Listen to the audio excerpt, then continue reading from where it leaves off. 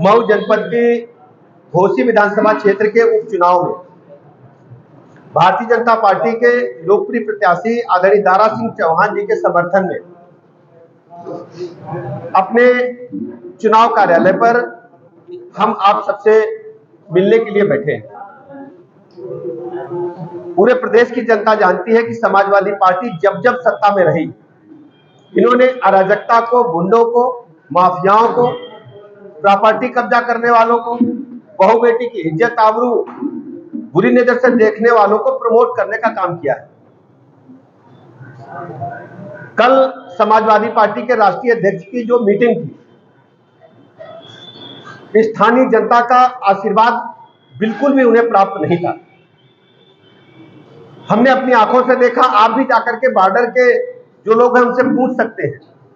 मैंने जो सूची प्राप्त किया है अपने कार्यकर्ताओं से और मैंने भी लोगों से बात किया है, पास के सभी जनपदों से, इवन देन मैं कह सकता हूं कि बनारस तक से, सुल्तानपुर तक से भर भर के कार्यकर्ता समाजवादी पार्टी के बसों में बैठ करके आए थे। आजमगढ़, गाजीपुर, बलिया, देवरिया, सुल्तानपुर, कुशीनगर, अंबेडकर नगर, गोरखपुर, वाराणसी, यानी मैं कह सकता हूं कि जो अखिलेश यादव जी की मीटिंग में जो लोग बुलाए गए थे, वो घोसी मऊ के कार्यकर्ता न होकर के पूरे प्रदेश के समाजवादी पार्टी के कार्यकर्ता आकर के उनकी मीटिंग में शामिल हुए। स्थानीय जनता का, स्थानीय मतदाताओं का आशीर्वाद समाजवादी पार्टी को बिल्कुल भी प्राप्त नहीं है।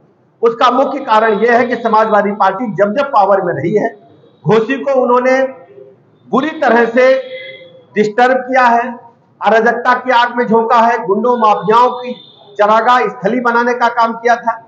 भारतीय जनता पार्टी की सरकार 2017 के बाद से अब तक प्रदेश में जितने भी सक्रिय माफिया गिरोह हैं, जितने भी गुंडे बदमाश हैं, उनके खिलाफ कड़ी कार्रवाई करते हुए मैं दावे के साथ कह सकता हूं कि एक भी ऑर्गेनाइज्ड क्रिमिनल संगठित माफिया गिरोह इस समय प्रदेश में सक्रिय नहीं है। या तो वो जेल में है या प्रदेश के बाहर है। हर स्थिति में उत्तर प्रदेश में, घोसी में हम कानून व्यवस्था मजबूत करेंगे। दूसरा सबसे बड़े बात था, समाजवादी पार्टी के राष्ट्रीय अध्यक्ष अखिलेश यादव जी ने अपने उद्बोधन में डेवलपमेंट के बारे में कोई चर्चा ही नहीं किया, जबकि भारतीय जनता पार्टी की सरकार में सैकड़ों ऐसे काम हुए हैं जिससे आम जनता को राहत मिली है। घोसी की जनता को राहत मिली है, पूर्वांचल की जनता को राहत मिली है, मऊ की जनता को राहत मिली है। कुछ कार्य हम आपको गिनाना चाहते हैं, जैसे इंदारा रेलवे स्टेशन का सुंदरीकरण भारतीय जनता पार्टी की सरकार में संभव हुआ माननीय मोदी जी के द्वारा। इंदारा दोहरीघाट अमान परिवर्तन, यानी जो रेल लाइन है उसका परिवर्तन हमारी सरकार में माननीय मोदी जी के द्वारा हुआ।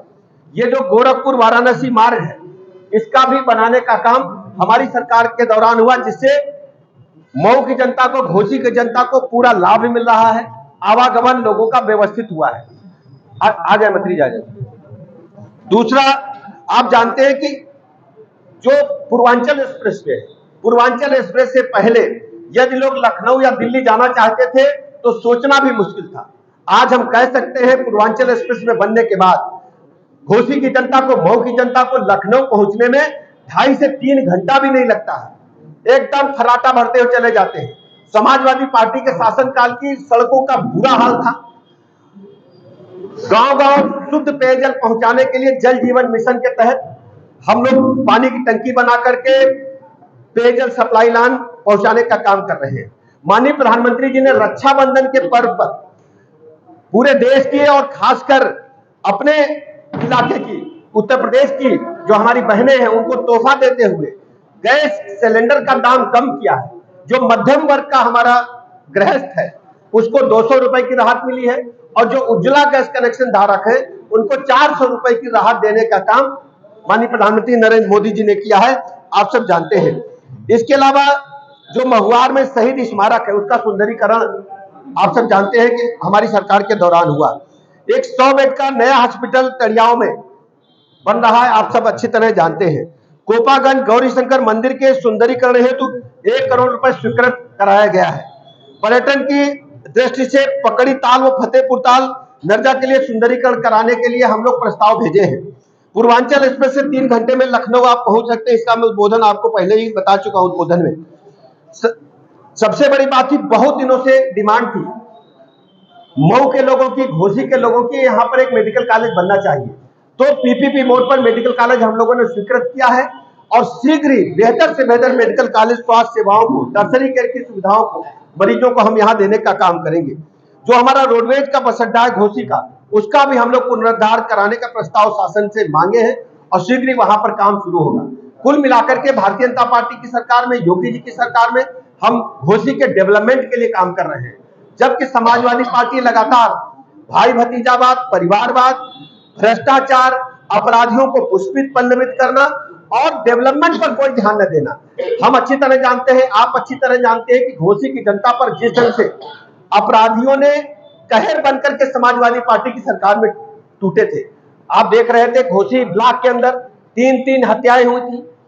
एक अखिलेश पांडे जी की हत्या हुई थी, 2 हमारे जो एससी समाज के भाई थे उनकी हत्या हुई थी, और तो एक पंचर जोड़ने वाले भाई की हमारी हत्या हुई थी जो मुस्लिम समाज के थे।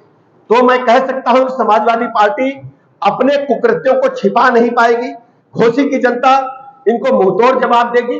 सभी जाति, धर्म, संप्रदाय का वोट भारतीय जनता पार्टी को मिल रहा है। भारतीय जनता पार्टी प्रचंड बहुमत से घोसी में इस बार विजय पताका फहराएगी और समाजवादी पार्टी को उसको कुकृत्यों की सजा अवश्य मिलेगी।